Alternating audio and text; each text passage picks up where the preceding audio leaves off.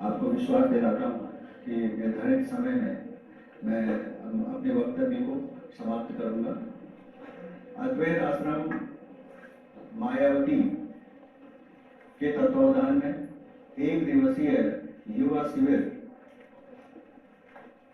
जो कि इस सुंदर नवनिर्मित मेडिटेशन हॉल में आयोजित किया जा रहा है, मैं मंचासीन परम पूज्य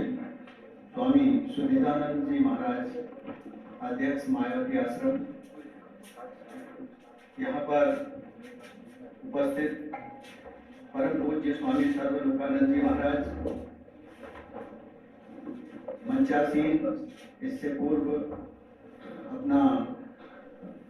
बहुत ही प्रभावशाली वक्तव्य देने वाले पूर्व IPS अधिकारी, DGP यूपी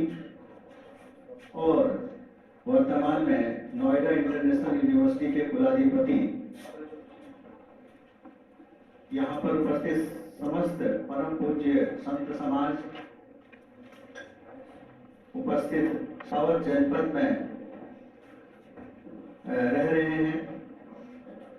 और वो इसलिए क्योंकि चंपावत जनपद में आपकी ऊर्जा का एक बहुत बड़ा स्रोत, एक बहुत बड़ा प्रेरणा स्रोत मायावती आश्रम, जो कि अंतर्राष्ट्रीय स्तर पर जाना जाता है और जिसके माध्यम से युवाओं के जीवन में, युवाओं को प्रेरित करने में एक बहुत महत्वपूर्ण भूमिका निभाई जाती है, वो आपके प्रेरणा स्रोत के रूप में आपके बहुत ही सन्निकट है। मुझे अपना सर्विस करियर प्रारंभ करते हुए 1980 में जब मेरी इस महाविद्यालय में नियुक्ति हुई, तो मैं आज भी मानता हूँ कि मेरा ये बहुत बड़ा सौभाग्य था नैनीताल में पढ़ने के बाद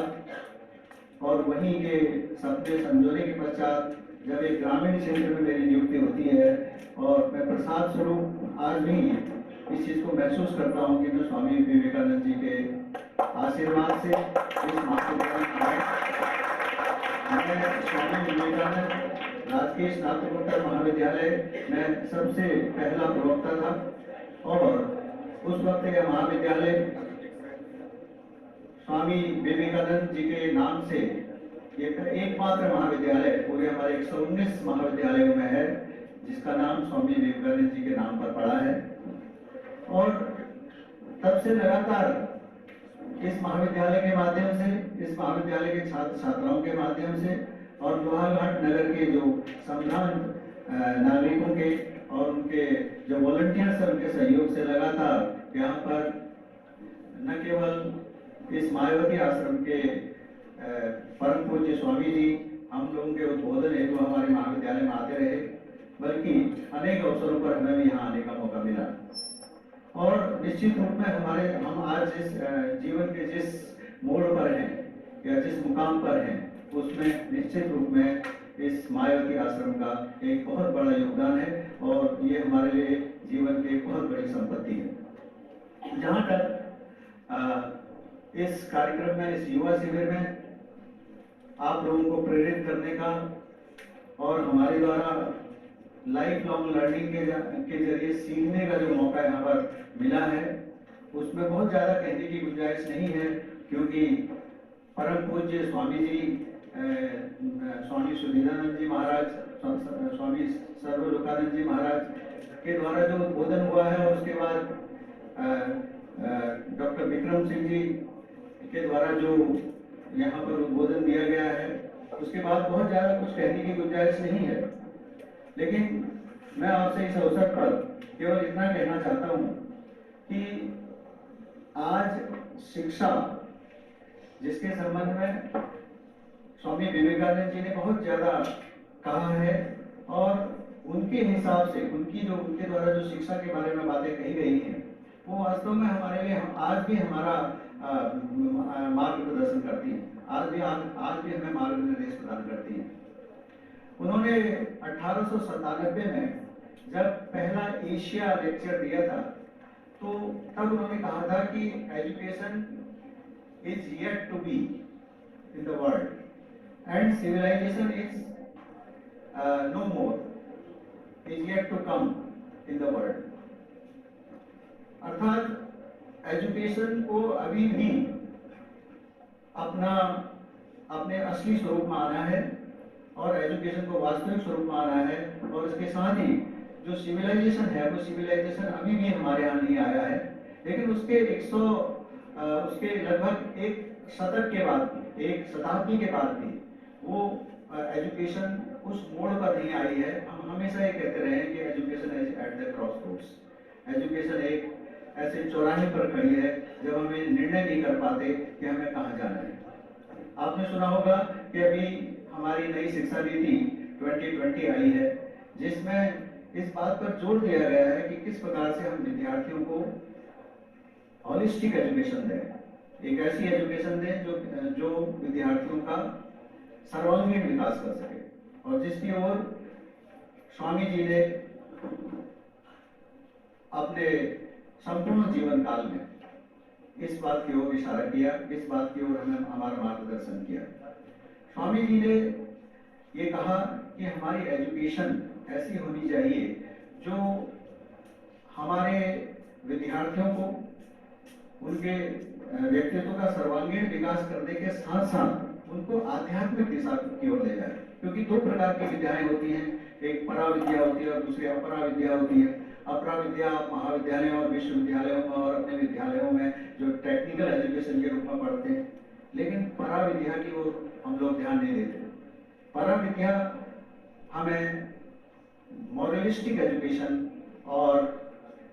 स्पिरिचुअल एजुकेशन की ओर ले जाती है। और जब ये बात आती है नई शिक्षा नीति में, जो हमारा मिशन स्टेटमेंट रखा गया है कि हम भारत को विश्व गुरु के रूप में देखना चाहते हैं, हम भारत को विश्व गुरु बनाना चाहते हैं एकेडमिक्स के क्षेत्र में, तो वहां पर हम दूसरे विकसित देशों की तुलना में विश्व गुरु तभी बन सकते हैं जब हम अपनी एजुकेशन को तकनीकी शिक्षा के साथ साथ स्पिरिचुअल एजुकेशन से जोड़ें। और हम स्पिरिचुअल एजुकेशन एक ऐसी एजुकेशन है जिसमें विभिन्न प्रकार के मूल्यों का समावेश, विभिन्न प्रकार के जीवन मूल्यों का, ह्यूमन वैल्यूज का समावेश होना चाहिए, और जिसमें शिक्षा को प्राप्त करने के लिए हमें बाहर नहीं देखना होता है, शिक्षा को प्राप्त करने के लिए हमें अंदर देखना होता है। क्योंकि स्वामी जी ने स्वयं कहा है कि एजुकेशन इज द मैनिफेस्टेशन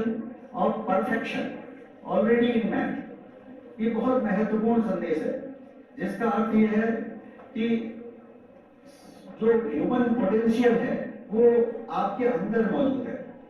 और अपने सर्वश्रेष्ठ रूप में मौजूद है, लेकिन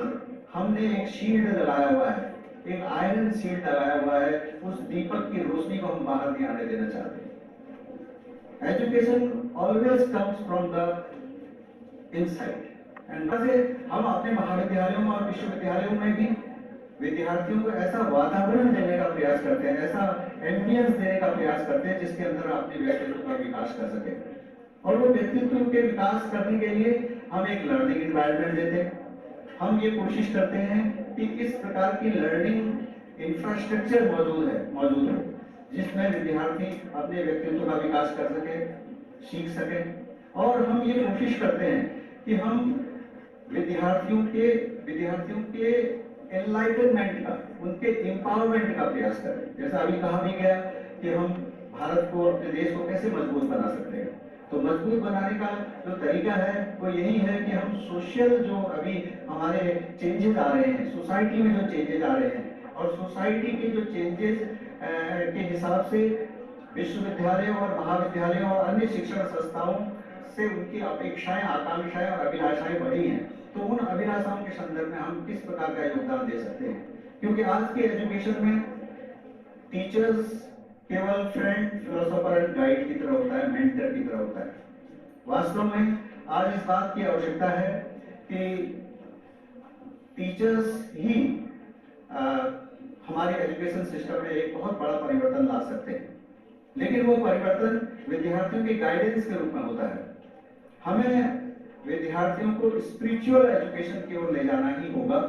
और स्पिरिचुअल एजुकेशन का मतलब ये है, जैसे मैंने अभी भी कहा था कि व्हाट इज स्पिरिचुअल एजुकेशन।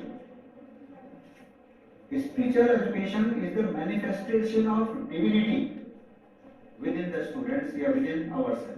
हमारे अंदर, हर आदमी के अंदर डिविनिटी है, हर आदमी के अंदर ईश्वर किसी न किसी रूप में मौजूद है।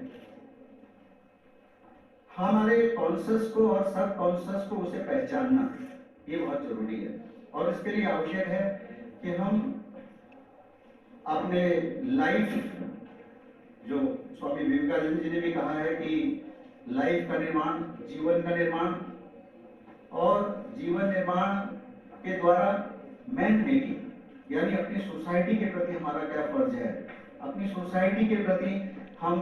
कितने सेंसिटिव हों। सोसाइटी की जो विभिन्न प्रकार की समस्याएं हैं, स्वामी विवेकानंद जी के जमाने में जो समस्याएं थी वो आज भी समस्याएं मौजूद है। आज भी गरीबी और जो रिच है उसके बीच में बहुत बड़ा गैप है। आज भी अवसरों की असमानता है। इन असमानताओं को कैसे पूरा किया जाए, इसके लिए मैन मेकिंग की आवश्यकता है, ह्यूमन मेकिंग। इसलिए जो यूनेस्को के द्वारा 1945 में जो विजन स्टेटमेंट दिया गया है वो स्वामी विवेकानंद जी के विचारों से बिल्कुल मिलता है, बिल्कुल लगभग एक प्रकार से वही बात कही गई है यूनेस्को के स्टेटमेंट में कि हमें ह्यूमन को, यानी व्यक्ति को, मनुष्य को केंद्र में रखना होगा। हमको स्पिरिचुअल एजुकेशन देनी होगी, हमको क्वालिटी एजुकेशन देनी होगी, और साथ में हमको महिलाओं का एम्पावरमेंट करना होगा। हमको उन लोगों को जो कि अभी भी डिप्राइव्ड हैं, जिनके बीच में गरीबी है और जो विभिन्न प्रकार के अवसरों से जिनका डेप्रिवेशन हुआ है, उसको किस तरीके से हम पूरा कर सकते हैं। तो इस अवसर पर मैं ये कहना चाहूँगा कि समय मेरा समाप्त हो रहा है, लेकिन मैं इस अवसर पर अंत में यही कहना चाहूँगा कि कल स्वामी जी से भी मेरी बात हो रही थी। उच्च शिक्षा में स्वामी विवेकानंद जी का बहुत बड़ा योगदान है। स्वामी विवेकानंद जी हमारे युग पुरुष हैं, प्रेरक पुरुष हैं, और इस महाविद्यालय के लिए जो स्वामी विवेकानंद राजकीय स्नातकोत्तर महाविद्यालय है, मेरा भी एक ड्रीम रहा है कि यहाँ पर विवेकानंद अध्ययन केंद्र की स्थापना होनी चाहिए।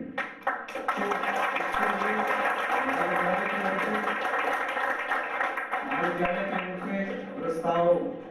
लाया जाना होगा, और मैं निश्चित रूप में उस प्रस्ताव के अगेंस्ट इस महाविद्यालय में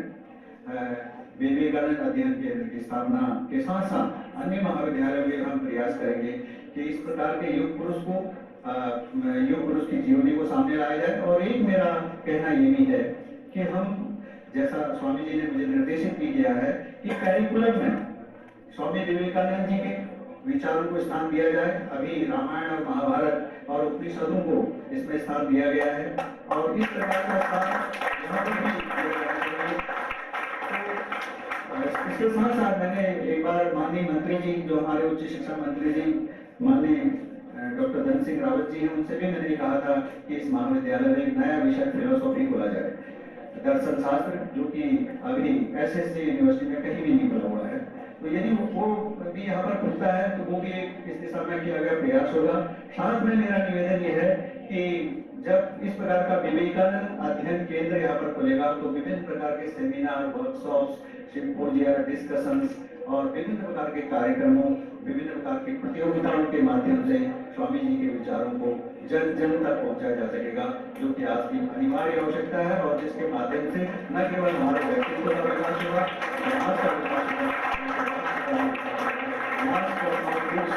केवल मैं कहना चाहता हूँ कि स्वामी जी ने कहा कि you can do each and everything even without the guidance of anyone, therefore arise, awake and stop not